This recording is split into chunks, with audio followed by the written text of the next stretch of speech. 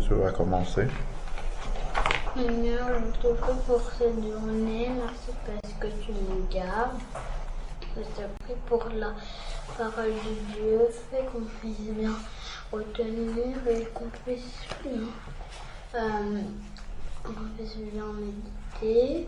Je te prie aussi pour la famille qu'on vient demeurer. Et aussi, je te prie pour ton et qu'on puisse aussi bien lire au nom de Jésus-Christ. Amen. Amen. Seigneur, je te remercie pour cette journée. Merci parce que tu nous as gardés, protégés. Tu as fait que tout se passe bien. Je te prie pour la parole que nous allons partager. Fais qu'on puisse bien la partager, qu'on puisse être attentif, qu'elle puisse rester gravée dans notre cœur. Au nom de Jésus-Christ, Amen. Amen. Alors, qu'est-ce qu'on a vu la dernière fois? On avait vu Oui, vas-y. On avait vu qu'en fait, il fallait que quand le temple se déchira, c'était que Quand le voile du temple se déchire, d'accord? Qu'en fait, que le vrai temple, c'était le corps de Jésus, et aussi que quand on entend la parole de Dieu, il faut avoir un tremblement de terre Où? dans notre cœur et dans notre âme. Très bien. Très bien résumé.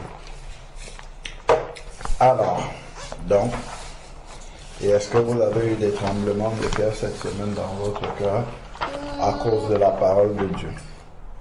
Oui? Je ne suis pas sûre. Oui. Je crois que non. Bon. D'accord. On va continuer. Donc, on s'était arrêté à quel verset? On s'est arrêté au verset 54. 54. Enfin, on doit lire le 54. D'accord, on doit recommencer. Donc, on avait dit que quand Jésus était ressuscité, plusieurs personnes sont sorties du tombeau. Et on avait dit que parce que Jésus est la vie, quand Jésus revient à la vie, d'autres personnes qui étaient mortes reviennent aussi à la vie parce que c'est lui qui donne la vie. N'est-ce pas? Ok, donc on va prendre à partir, enfin on va poursuivre à partir du verset 54. On écrit Matthieu.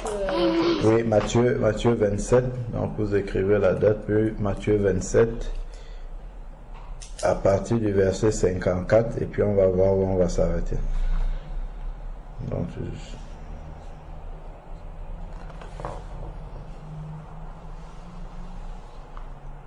Mais quoi?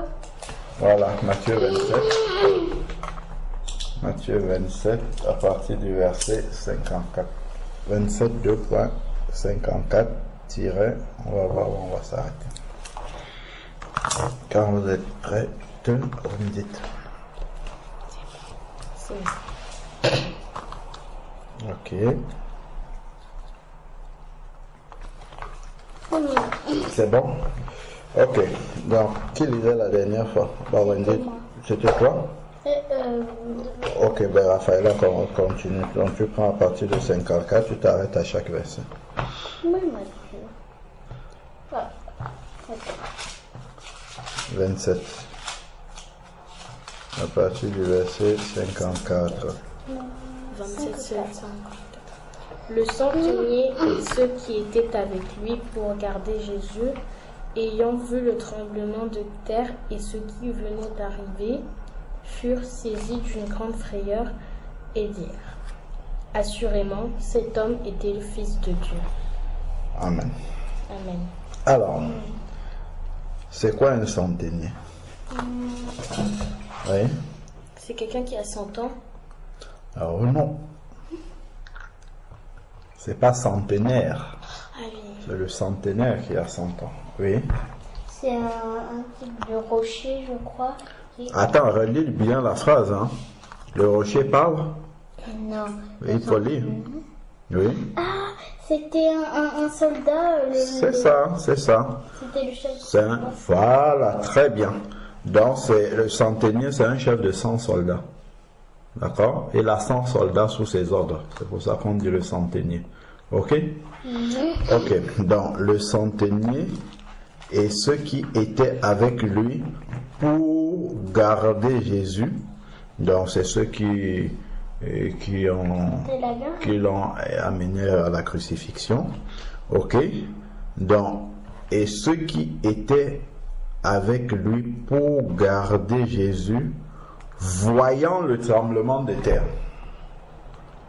Est-ce que vous voyez ça? Oui. Donc, il y a quelque chose qui va déclencher la parole que le centenier a prononcée. Voyant le tremblement de terre et ce qui venait d'arriver, est-ce que vous suivez? Le centenier et ceux qui étaient avec Jésus, voyant le tremblement de terre et ce qui venait d'arriver, furent saisis d'une grande crainte. D'accord? Ils ont craint et dit, il était vraiment le Fils de Dieu. Point. Qu'est-ce qu'on peut dire? Si on assimile, si on compare, n'est-ce pas, on a dit que lorsque la parole de Dieu vient dans notre cœur, cela doit produire un tremblement de terre de la même manière que lorsque le corps de Jésus devait être mis en terre, la terre a tremblé physiquement, d'accord, spirituellement. Ça signifie que lorsqu'on reçoit la parole de Dieu, notre cœur doit trembler. Donc ici maintenant, ce qui s'est passé physiquement, on va comparer avec ce qui se passe spirituellement, d'accord. Ici, il est dit que le centenier voyant le tremblement de terre. Ça veut dire le centenier, ce n'était pas un enfant de Dieu, c'est quelqu'un qui observait ce qui était en train de se passer pour Jésus, d'accord? Donc, de la même manière, les personnes qui sont autour de nous, à côté de nous, doivent voir le tremblement de terre se produire dans notre cœur. C'est-à-dire que ils doivent voir les effets du tremblement de terre dans notre cœur. Pourquoi? Parce que lorsque la parole de Dieu arrive, elle produit un tremblement de terre, mais ce n'est pas un tremblement de terre physique, d'accord? C'est un tremblement de terre spirituel, c'est-à-dire une transformation de notre cœur, d'accord? Et les gens qui sont à côté doivent voir que notre cœur a subi un changement, un tremblement, d'accord? Et comment est-ce qu'ils peuvent voir ça? C'est en nous voyant changer.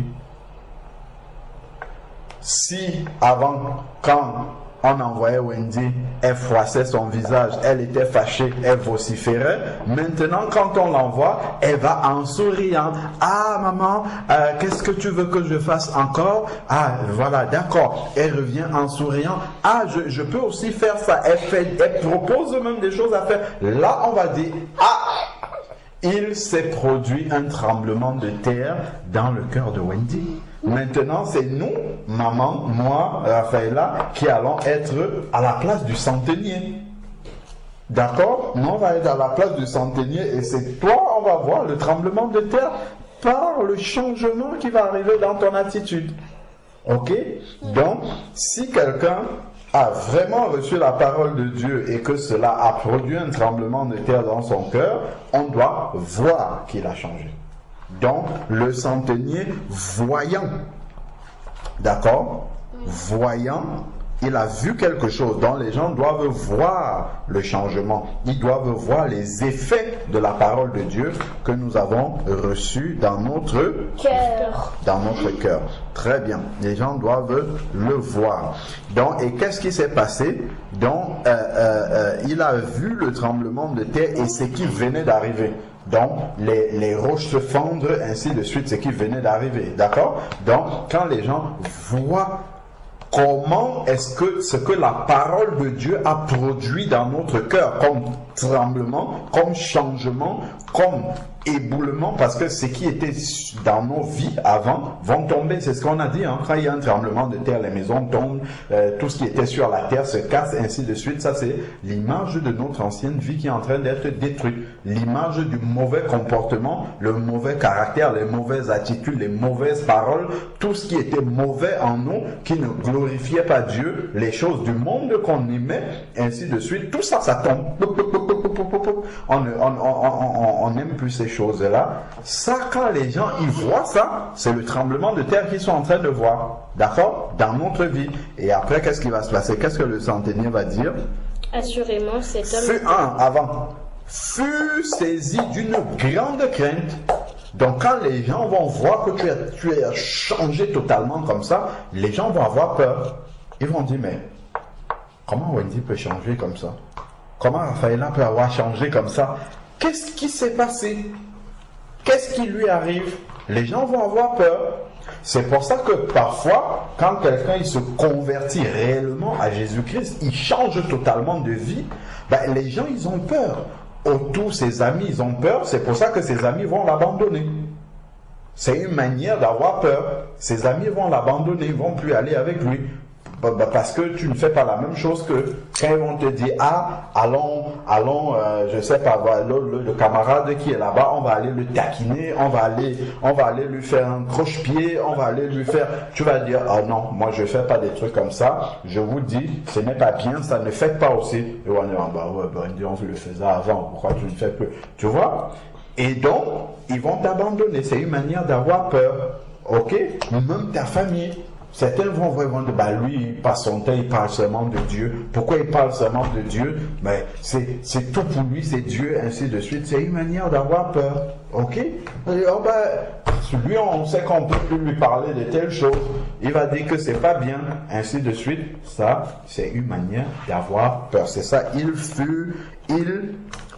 fut saisi d'une grande crainte. Parfois, les gens vont dire, maintenant il est dans une secte. C'est une manière d'avoir crainte, dans une secte, c'est-à-dire dans une religion qui change les gens, les pensées des gens, d'accord? Qui entraîne les gens vers un mauvais chemin. Parce que les gens, ils ont vu que tu as changé totalement, que tu as été totalement, tu es une nouvelle personne. Ils ont peur, ils tremblent, d'accord? Vous voyez quand Jésus il était ressuscité, quand il est apparu comme ça au milieu des disciples, quand Thomas avait dit si je ne vois pas ses mains percées et son côté percé, je ne vais pas croire. Quand Jésus il était apparu, qu'est-ce que les disciples ont fait? Ils ont eu peur, n'est-ce pas? Ils ont eu peur et Jésus a dit non, c'est moi. C'est moi, un esprit n'a pas des os et n'a pas faim comme moi, donnez-moi à manger. D'accord? Ils avaient peur. Donc quand les gens, ils voient quelqu'un qui est vraiment chrétien, qui est vraiment converti, ils ont peur. Parce qu'il est différent. Il n'est pas comme les autres. Quand Jésus il arrivait quelque part, les gens ils avaient peur. Tu vois? Ils tremblaient. Donc, voilà pourquoi on doit prier le Seigneur pour que réellement il y ait une transformation, un tremblement de terre dans notre cœur. On ne doit pas être comme les autres. Oui. Ce que je voulais dire, c'était que est-ce que centenier et centurion, ça vient de la même famille? À voir dans le dictionnaire. Attends. Alors, ici, dans le dictionnaire biblique, c'est écrit centenier, centurion. Ça vient du latin centum, 100. Donc c'est officier de l'armée romaine, d'accord, commandant 100 soldats. Ok? Dans le centenier ou le centurion, c'est la même chose. Ça vient d'un mot latin, centum, 100, officier de l'armée romaine, commandant 100 soldats.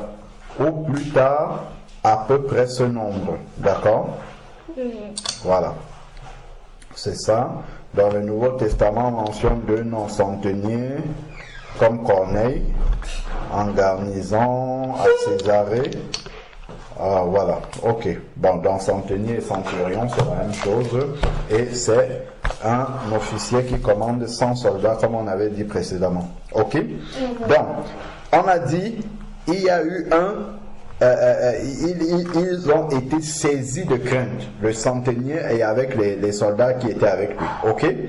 Donc on a compris spirituellement ce que ça signifie aussi, ce que ça devrait signifier aussi dans nos vies lorsque nous recevons la parole de Dieu. D'accord?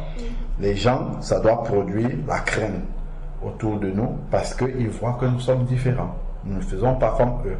D'accord? Nous sommes changés, transformés, et ça produit la crainte. Et qu'est-ce qu'ils vont dire maintenant?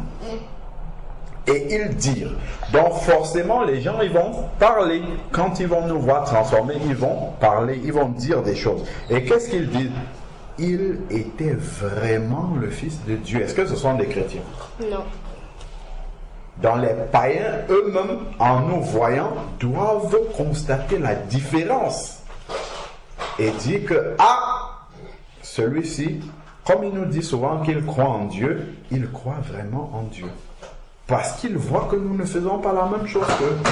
Si tu dis, oh, je suis un enfant de Dieu, je suis chrétien, et quand on dit, on va aller insulter un tel, tu es le premier qui est devant, qui se met pour entraîner tes camarades pour aller insulter. En plus d'insulter, tu vas dire, on peut même lui faire ça qui est mauvais aussi. Et après, tu vas dire, je suis chrétien. Ben, ils vont rigoler, ils vont dire que, mais attends, qu'est-ce que ça veut dire ça? C'est même pas vrai. D'accord? Donc, ce sont les païens qui ont... Donc, on a dit, c'est le tremblement de terre, le changement, la transformation, ça va amener les gens qui sont autour de nous à témoigner, à dire que, ça, c'est vraiment un enfant de Dieu. Lui, il est vraiment un chrétien. Lui, il est vraiment différent. D'accord? Ce sont même ceux qui ne connaissent pas Dieu. Parce que quand ils voient comment eux ils sont, ce qu'ils disent, la manière dont ils parlent. Si nous parlons, quand les copains, les copines disent des gros mots, nous aussi nous disons les mêmes gros mots, en fait il n'y a pas de différence. Mais si déjà ils voient que quand on parle avec eux, jamais les gros mots ne sortent de notre bouche, à un moment donné ils vont dire, mais attends, mais toi tu ne dis pas des gros mots. Tu vois, ils vont être étonnés. Ça c'est une manière d'avoir de la crainte et de dire, lui il est vraiment le Fils de Dieu, elle est vraiment la fille de Dieu. Elle est vraiment une chrétienne. D'accord? Donc, c'est quand ils voient un tremblement de terre qu'ils vont témoigner et dire que nous sommes vraiment différents. D'accord? Donc, ils vont dire qu'il était vraiment le Fils de Dieu. D'accord? Donc, ce sont les païens même qui le disent, qui le témoignent. C'est comme le nom chrétien. Pour la première fois, on retrouve ça dans Actes chapitre 11 au verset 26. Et c'était les gens à Antioche, dans la ville d'Antioche, qui ont appelé les disciples de Jésus chrétiens. C'était même pas des chrétiens. Ceux-là qui ont appelé, qui ont prononcé le mot chrétien pour la première fois. Chrétien, c'est qui ressemble à Christ. D'accord? Voilà. C'est parce qu'on voyait qu'ils voulaient vraiment ressembler et obéir à Christ. Que les païens les ont appelés chrétiens. Ok? Donc on doit avoir un très bon comportement au milieu des païens. Voilà. De ceux qui ne connaissent pas Dieu. D'accord? Donc ils ont témoigné ici qu'il était réellement le Fils de Dieu. Alors, bon, avant d'avancer, on va écrire quelque chose. On va noter.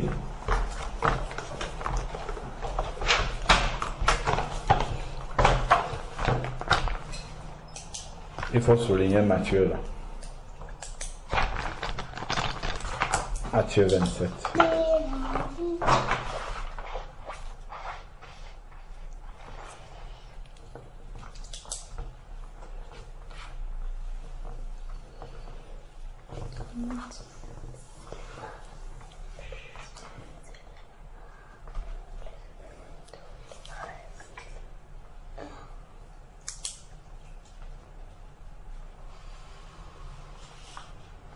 Voilà, à la ligne. C'est le tremblement de terre. C'est apostrophe E-S-T. C'est le tremblement de terre que produit. C'est le tremblement de terre que produit la parole de Dieu dans notre cœur. C'est le tremblement de terre que produit la parole de Dieu dans notre cœur.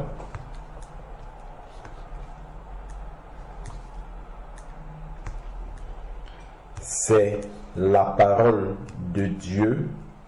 C'est le tremblement de terre que produit la parole de Dieu dans notre cœur.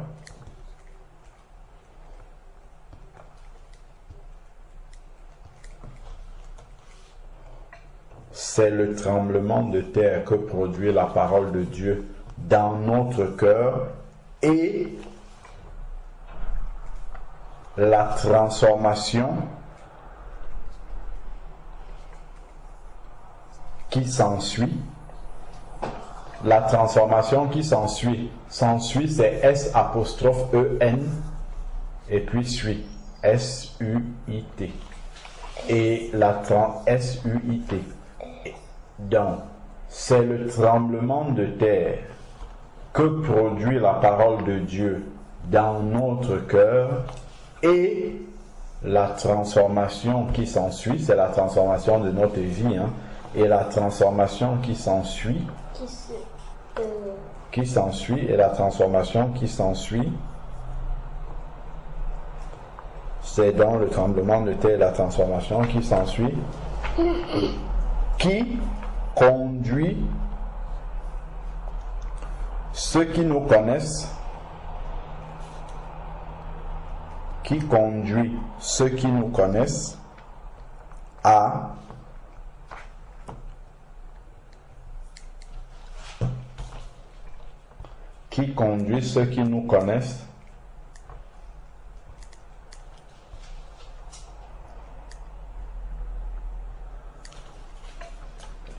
à avoir de la crainte.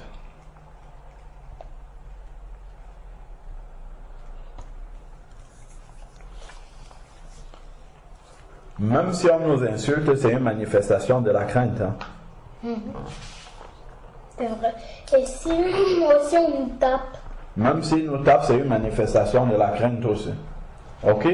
C'est qu'en fait, ils craignent parce que nous sommes différents. Ok? Donc, on continue à noter.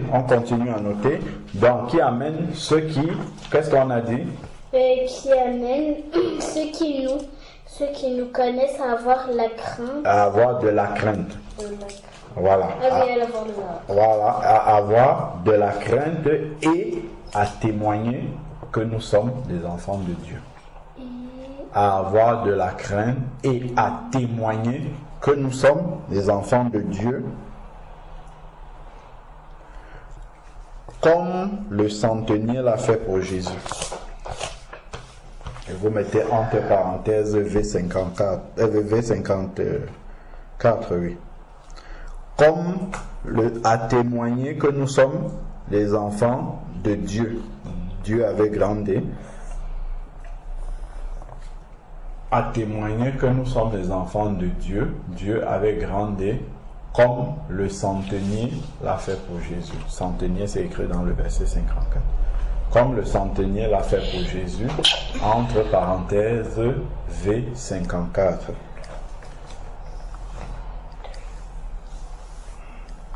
On met aussi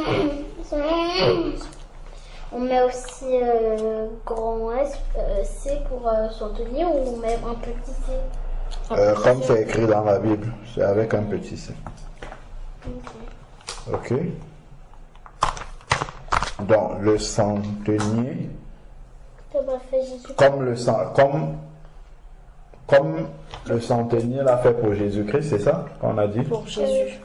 Pour Jésus. Voilà. Ok. Entre parenthèses V54 pour verset 54.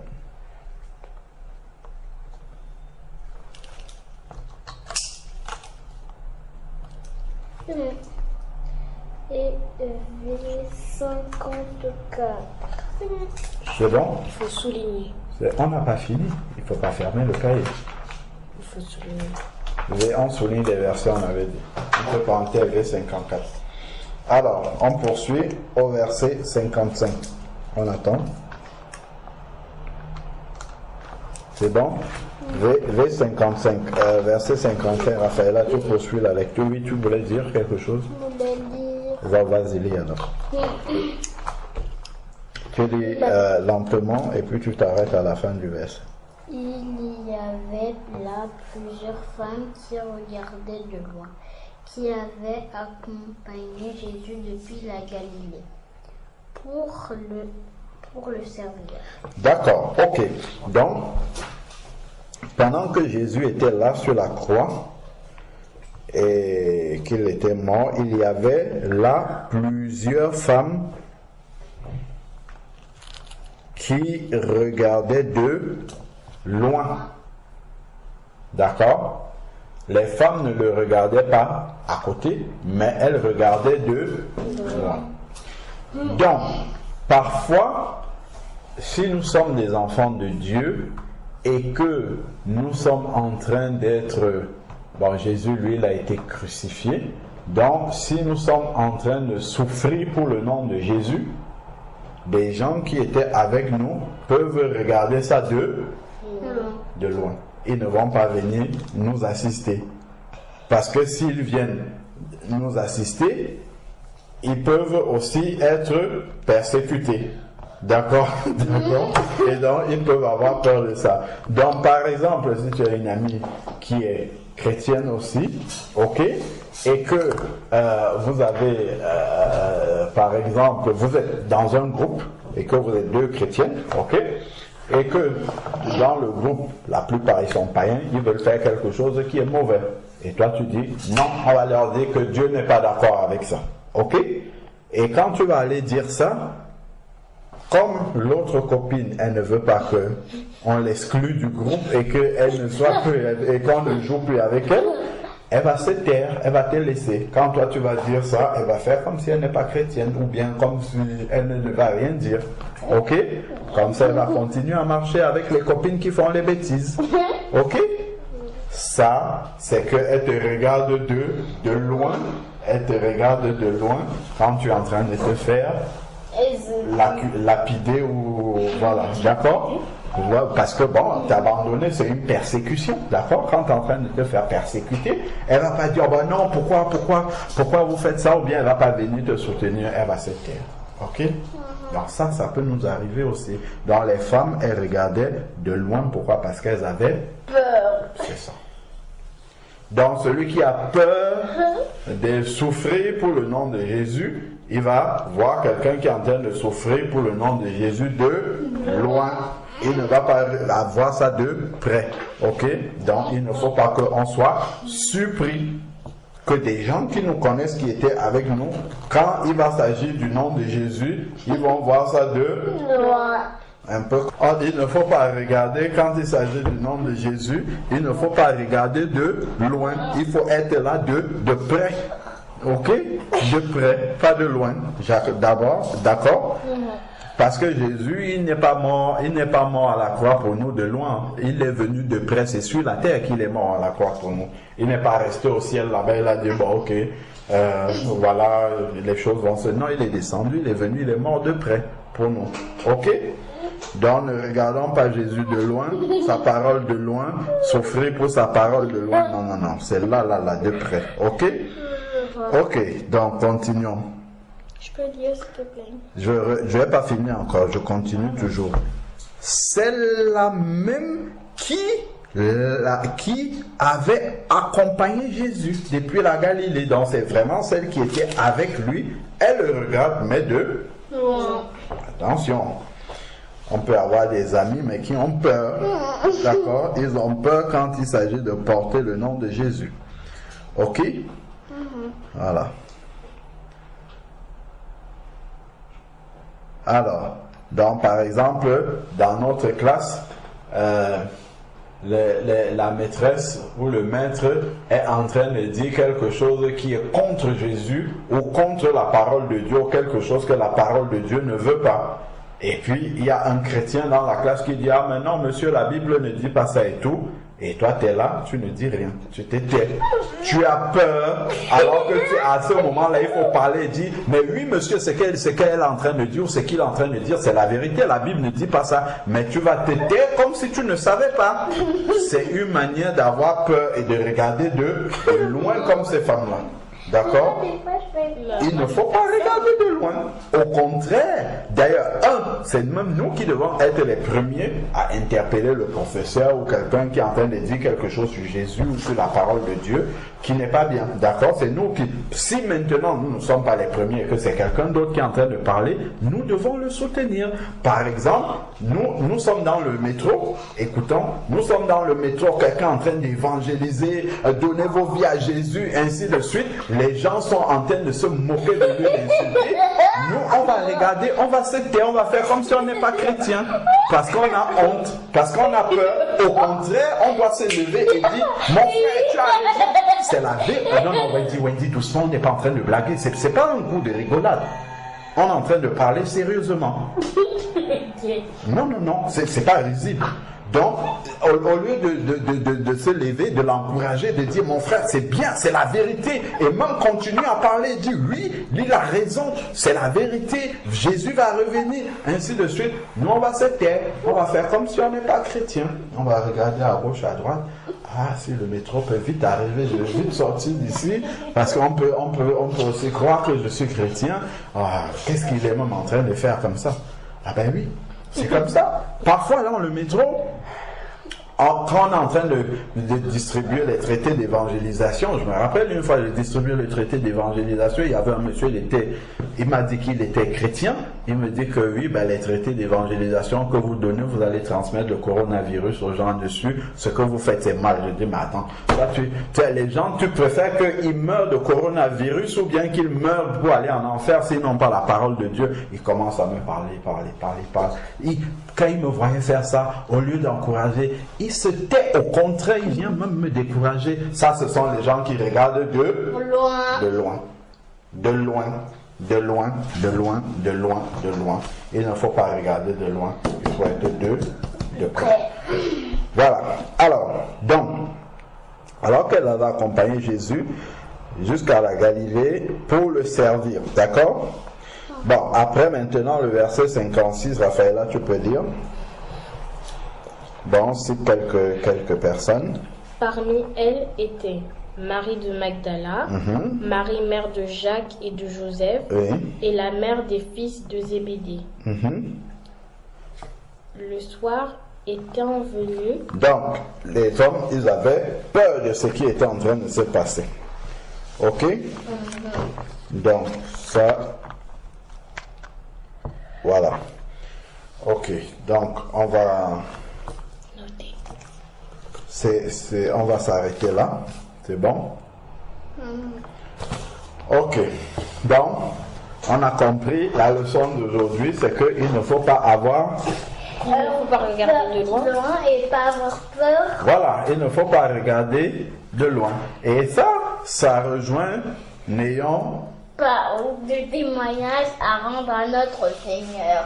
N'ayons donc pas du témoignage à rendre à notre Seigneur. Voilà. Il ne faut pas avoir peur de la persécution. Il ne faut pas avoir peur. Il vaut mieux mourir en étant persécuté parce qu'on va aller directement au ciel plutôt que d'essayer de se sauver, parce que Jésus a dit, celui qui veut conserver sa vie là perdra, et celui qui perd sa vie à cause de moi là retrouvera. D'accord? Donc si on si on est persécuté pour le nom de Jésus, il va nous soutenir. Mais si on veut éviter la persécution parce qu'on a honte ou on a peur, ça va être pire encore pour nous. D'accord? Donc, nous devons prier pour demander au Seigneur de ne pas regarder de loin. Voilà, on a bien compris ce que ça veut dire. N'ayons pas, prions le Seigneur pour ne pas avoir peur et regarder ce qui le concerne de loin. Il faut être là de près. D'accord? Voilà. Prêt à assumer D'être un enfant de Dieu. Voilà. Faut pas regarder de loin. Voilà. D'accord? D'accord. Ok, donc on va fermer. On a compris le sujet des prières. On va prier. On va pas écrire. Comment? On va pas écrire. De regarder de loin, oui, c'est vrai qu'on n'a pas écrit dessus. Alors, on va écrire dessus. Ça, c'est le verset 55, c'est ça. Ok. On va écrire dessus. On passe à la ligne. À la ligne.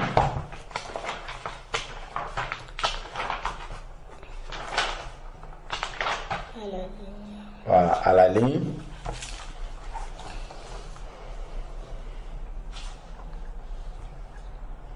Il ne faudrait pas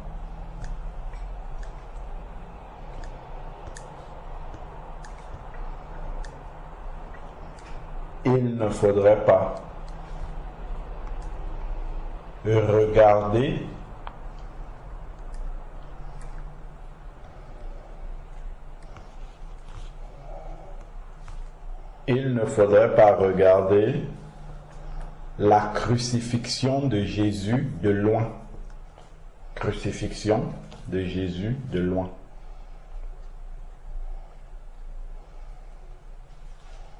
Il ne faudrait pas regarder la crucifixion de Jésus de loin. Point. Et la crucifixion, vous savez comment on écrit crucifixion? Papa. Ok. Il ne faudrait pas regarder la crucifixion de Jésus de loin. Point.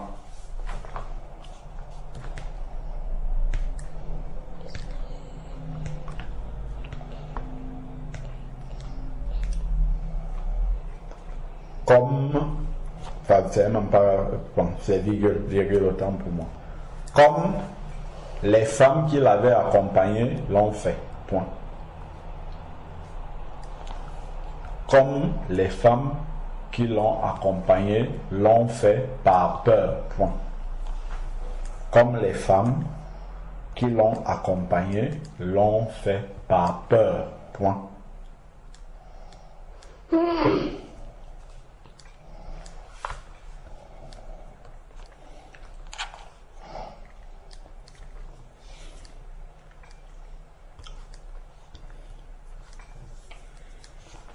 Comme les femmes qui l'ont accompagné l'ont fait par peur. Point. C'est ça? Cela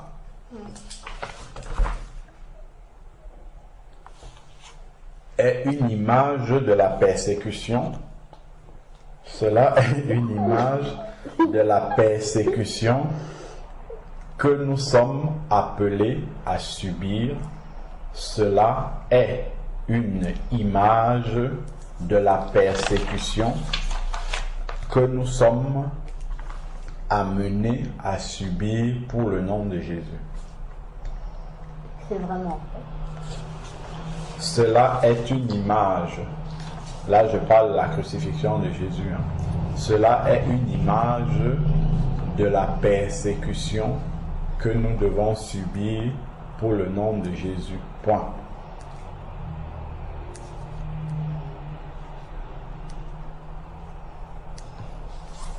Cela est une image de la persécution que nous devons subir pour le nom de Jésus. Point.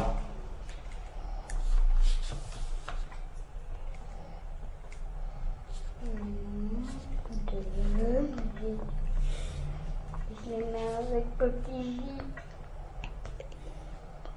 Pour le nom de Jésus. Point. Mais Jésus, ça On met V56. Je n'ai pas encore fini la phrase. Oh non. Pour le nom de Jésus, cela représente la persécution que nous devons subir pour le nom de Jésus. Mais Non, on continue. N'ayons pas peur de l'affronter. Donc pour le nom de Jésus, point. Mais... Point, oui. N'ayons pas, c'est N apostrophe A-Y-O-N-S. N'ayons pas peur de l'affronter.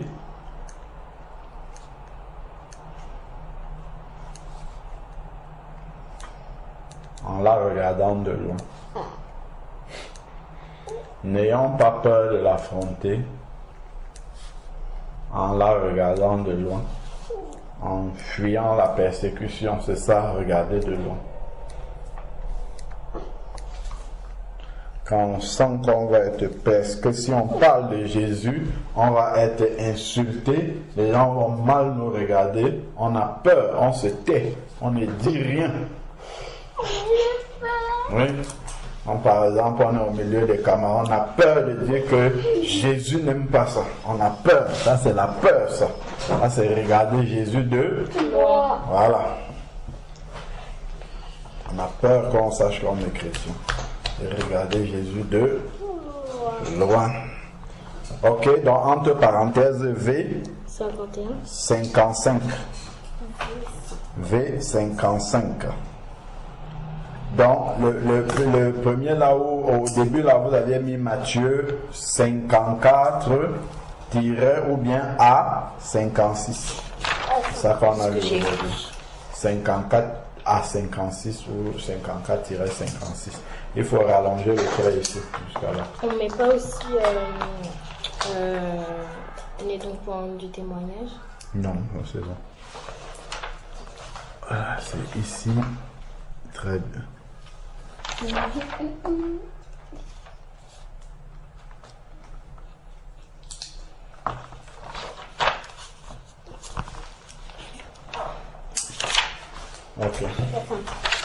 Ok, donc on a un bon sujet de prière. Donc je vous laisse. Moi-même je vais prier aussi pour ça. Parce que parfois moi-même j'ai peur aussi. Ça arrive à tous les hommes d'avoir peur de témoigner pour Jésus.